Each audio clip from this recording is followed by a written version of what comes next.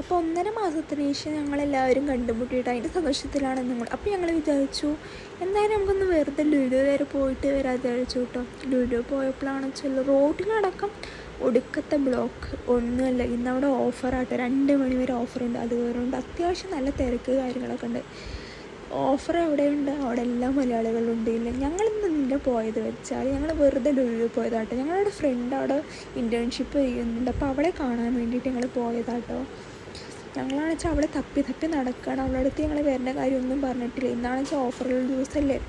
അവിടെയാണ് വെച്ചാൽ ഇവിടെ നിന്ന് കണ്ടുപിടിക്കുക ഞങ്ങൾക്കറിയില്ല. ഞങ്ങൾ എന്നിട്ട് സെക്യൂരിറ്റി ചേച്ചിനോട് ചോദിച്ചു ഇവിടെ കസ്റ്റമർ സർവീസ് എവിടെ ചോദിച്ചപ്പോഴാണ് ചേച്ചി കാണിച്ചപ്പോൾ അവളിതാ അവിടെ നിൽക്കുന്നു. എങ്ങനെയൊക്കെയോ അവളെ കണ്ടുപിടിച്ച് ഞങ്ങൾ ലാസ്റ്റിലെത്തി. അവൾക്കാണെന്ന് വെച്ചാൽ ഞങ്ങൾ വരുന്ന കാര്യമൊന്നും അറിയില്ല. ഞങ്ങളെ കണ്ടത് അവൾക്കാണെന്ന് വെച്ചാൽ സങ്കടം വന്നു, സന്തോഷം വന്നു. 1 മാസത്തിന് ശേഷം കാണില്ലേ, പെട്ടെന്ന് ഞങ്ങളെ കണ്ടപ്പോൾ ചെറിയൊരു നാണൊക്കെ വന്നു. പിന്നെന്താ, കുറച്ച് ഞങ്ങൾക്ക് ബ്രേക്ക് ടൈം ഒരു 4:30 ആകുമ്പോൾ ബ്രേക്ക് ടൈം അവൾ ഇറങ്ങിയിട്ടോ. പിന്നെ അതൊക്കെ കഴിഞ്ഞിട്ട് ഞങ്ങൾ കുറച്ച് നേരം സംസാരിച്ചു നടന്നൊക്കെ. പിന്നെ ഞങ്ങളെന്താ ഐസ്ക്രീമും അതേപോലെ തന്നെ ജ്യൂസൊക്കെ കുടിച്ചു. പിന്നെ ഒരു 5 മണിയാകുമ്പോൾ ഞങ്ങൾ ഇതേപോലെ തന്നെ ഞങ്ങൾ ഇറങ്ങി അവിടെ നിന്ന്.